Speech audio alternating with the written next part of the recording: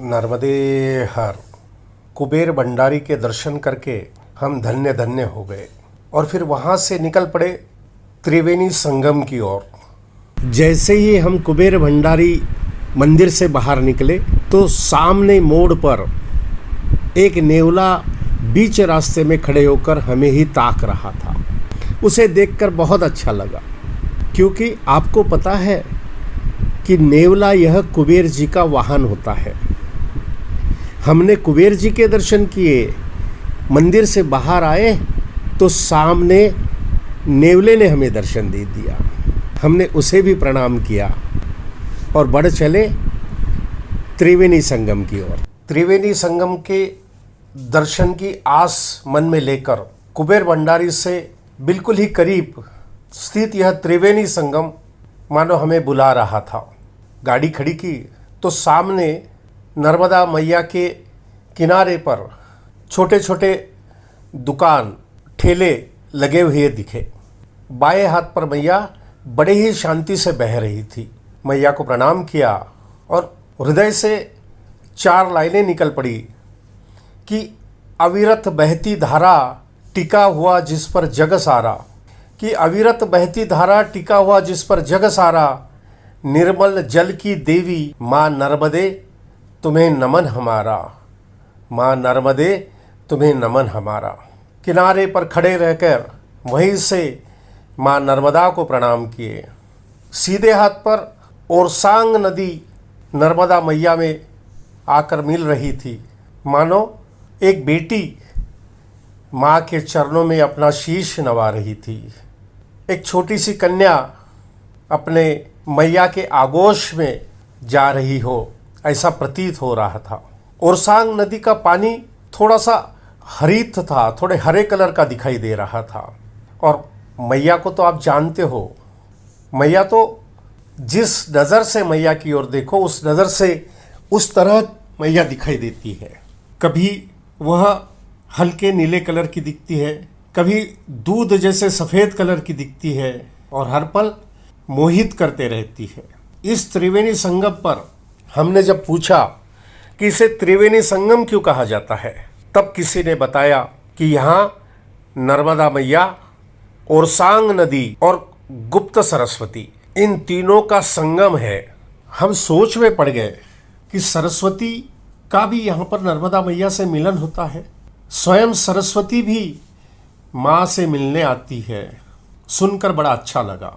सरस्वती के बारे में मैंने कई बार सुना था, पढ़ा था कि सरस्वती शिवालिक पर्वत की ऊंची चोटियों से आदि बद्री स्थान से निकलती है और पंजाब, हरियाणा, राजस्थान होते हुए गुजरात के कुछ हिस्से से अरब सागर में आकर मिलती है। हमारे पुराणों में बार बार सरस्वती का नाम आता है। माँ सरस्वती जो विलुप्त हो गई, जो राजस्थान का मरुथल है, उस मरुस्थल से बहने वाली सरस्वती जो भारतवर्ष की सबसे बड़ी नदी थी, वह विलुप्त हो गई। सरस्वती के बारे में जब मैंने सुना कि वह लुप्त हो गई है तो सरस्वती के लिए 4 लाइन मन में आई कि अपने अस्तित्व को यूं मिटता देखकर सरस्वती बहुत रोई होगी, कि अपने अस्तित्व को यूं मिटता देखकर सरस्वती बहुत रोई होगी। शायद वही सागर के खारे होने की असली वजह होगी, कि शायद वही सागर के खारे होने की असली वजह होगी। और उसी सरस्वती के किनारे कई संस्कृतियाँ पनपती थी, कई सभ्यताएं पनपती थी। हमने सुना था कि सिंधु सभ्यता सबसे पुरानी है, लेकिन सरस्वती सभ्यता उससे भी पुरानी है। तो इस प्रकार की यह पावन नदी, पवित्र नदी माँ नर्मदा से मिलने आती है, यह सुनकर बहुत अच्छा लगा। जहाँ पर सरस्वती नदी माँ से मिलती है वह स्थान हम नहीं देख पाए, क्योंकि हम परिक्रमा में थे और परिक्रमा में होने की वजह से हम उस जगह पर नहीं पहुँच पाए। खैर, आगे कभी जब हम परिक्रमा में ना होंगे तब उस स्थान के दर्शन जरूर करेंगे। सामने में देखा तो चानोद दिखाई दिया, कपिलेश्वर का शिखर दिखाई दिया, यानी और सांग नदी के उस तट पर चानोद और इस तट पर कुबेर भंडारी। इतना पवित्र स्थान, और इसी त्रिवेणी संगम पर पितृ तर्पण किया जाता है। हमारे जो पूर्वज है, उन पूर्वजों के शांति के लिए जो विधि होती है वो इसी त्रिवेणी संगम पर होती है। नारायण नागबली यहाँ होता है, काल सर्प दोष की शांति यहाँ पर होती है।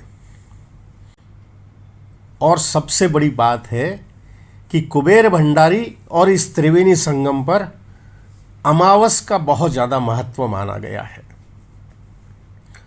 ऐसा कहा जाता है कि अमावस में हम कोई शुभ काम नहीं करते हैं, लेकिन कुबेर भंडारी पर 5 अमावस का बड़ा महत्व है। अमावस के दिन कुबेर भंडारी के दर्शन, त्रिवेणी संगम के दर्शन शुभ माने गए हैं। हमने भी किनारे पर खड़े रहकर त्रिवेणी संगम को प्रणाम किया, बड़ा अच्छा लग रहा था। मैया का विशाल पात्र दिखाई दे रहा था। बारिश में जब मैया पूरे आवेश के साथ बहती होगी तब कितना विशाल पात्र दिखता होगा। हमने यह पल अपने दिल में संजोया और मैया को देखते रहे। उसी त्रिवेणी संगम पर मुझे एक महात्मा जी मिले, मैंने उन्हें प्रणाम किया। महात्मा जी ने बड़े प्रेम से पूछा कि परिक्रमावासी हो? तो हमने हाँ कहा। मैंने उन महात्मा जी से पूछा कि महात्मा जी, आप तो कई वर्षों से नर्मदा किनारे रहते हो, तो यहाँ का कोई किस्सा अगर आपको पता होगा तो बताइए। तो वो महात्मा जी कहने लगे कि बोले किस्से तो बहुत है, लेकिन आज मैं आपको एक किस्सा सुनाता हूँ। नर्मदा मैया के किनारे एक महात्मा रहते थे, बहुत ही सरल थे, परिक्रमावासियों की सेवा किया करते थे। और नर्मदा मैया में जो मछलियाँ होती है, उन मछलियों को रोज़ सुबह 5 बजे उठकर आटे की गोलियां बनाकर उन्हें खिलाया करते थे। यह उनका दिनक्रम था, यह उनकी दिनचर्या थी। जहाँ पर वो रहते थे, जिस कुटिया में वो रहते थे, उसी के पास में एक छोटी सी राशन की दुकान थी, बनिए की दुकान थी। वहाँ से राशन ले आते, सुबह 4 बजे उठ जाते, आटा भिगाते, गोलियां बनाते और मछलियों को आटा खिलाते। और जो भी परिक्रमावासी दिन भर आते थे उनकी सेवा करते थे। एक दिन जब उनके पास का आटा ख़त्म हुआ तो वह उस बनिए की दुकान पर गए और कहा कि मेरा आटा ख़त्म हो गया है, तो मुझे कृपया आटा दे दीजिए। तो उस दुकानदार ने, उस बनिए ने आटा देने से मना कर दिया। बोले बाबा जी, पिछले महीने का भी पैसा अभी तक आपने दिया नहीं है, उसके पहले महीने का भी पैसा आपने अभी तक नहीं दिया है, अब आपको आटा नहीं मिलेगा। महात्मा जी बड़े उदास हो गए और मैया के किनारे आकर बैठ गए। मैया से गुहार लगाई कि देखो मैया, अब मैं सेवा नहीं कर पाऊँगा। सारा दिन नर्मदा मैया के किनारे बैठे रहे, सारी रात नर्मदा मैया के किनारे बैठे रहे। दूसरे दिन सुबह हुई, महात्मा जी वही बैठे थे, और दूसरे दिन सुबह एक बुढ़िया उस बनिए के दुकान पर गई और उसने कहा कि कल मेरा बेटा आपसे आटा मांगने आया था, आपने मना कर दिया। आपने कहा कि पिछले महीने का हिसाब चुकता नहीं किया तो आटा नहीं दूंगा, तो आप जितना भी हिसाब उनका बाकी है वह बताइए, तो मैं आपको चुकता कर देती हूँ। और मैया ने सारा पैसा उस बनिए को, उस दुकानदार को दे दिया। और इसके अलावा आने वाले 6 महीने तक का भी पैसा उस दुकानदार को, उस बनिए को दे दिया। और मैया ने ये कहा कि आगे से जब भी वो महात्मा आए तो उन्हें लौटाना मत, तो उन्हें खाली हाथ मत लौटाना, उन्हें जो भी लगा वो दे देना, पैसे उनसे मत मांगना। तुम्हारा जो भी बाकी रहेगा या तुम्हारा जो भी पैसा उधार रहेगा वो मैं चुकता कर दूंगी। ऐसा कहकर वो बुढ़िया वहाँ से चली गई। बनिया दौड़ते हुए नर्मदा किनारे आया। बाबा जी अभी भी नर्मदा किनारे बैठे थे। बनिया साथ में आटा लेकर आया और उस महात्मा जी को कहा कि बाबा जी देखिए, मैंने आटा लेकर आया है और आपको अब जितना चाहिए आप आटा ले सकते हो। तो बाबा जी कहने लगे कि मेरे पास तो पैसे हैं नहीं आपको देने के लिए। तो नाना बोले आपका तो हिसाब चुकता हो चुका है, और आपकी माता जी आई थी और वो सारा हिसाब चुकता करके चली गई, और आने वाले 6 महीने का भी पैसा उन्होंने दे दिया है। यह सुनते ही महात्मा जी के आंखों से आंसू की धारा बह निकली, और सच कहता हूँ वह और कोई नहीं थी, वह स्वयं माँ नर्मदा थी। और इस प्रकार की माँ नर्मदा की महती है।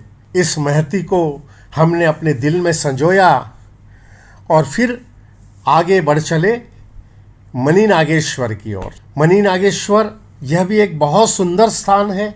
आपसे निवेदन है कि जब भी आप परिक्रमा में जाए तो मणि नागेश्वर जरूर जाइए।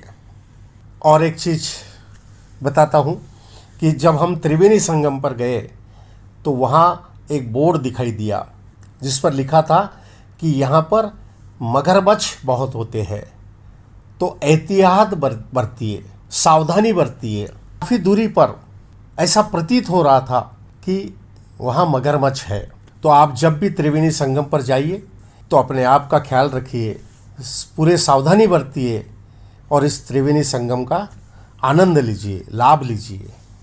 और अगर आपको हमारे वीडियो पसंद आते हैं तो आपसे निवेदन है कि हमारे इस चैनल को सब्सक्राइब करिए, शेयर करिए, लाइक करिए, कमेंट्स करिए, और हाँ, कॉल करिए। नर्मदे हर।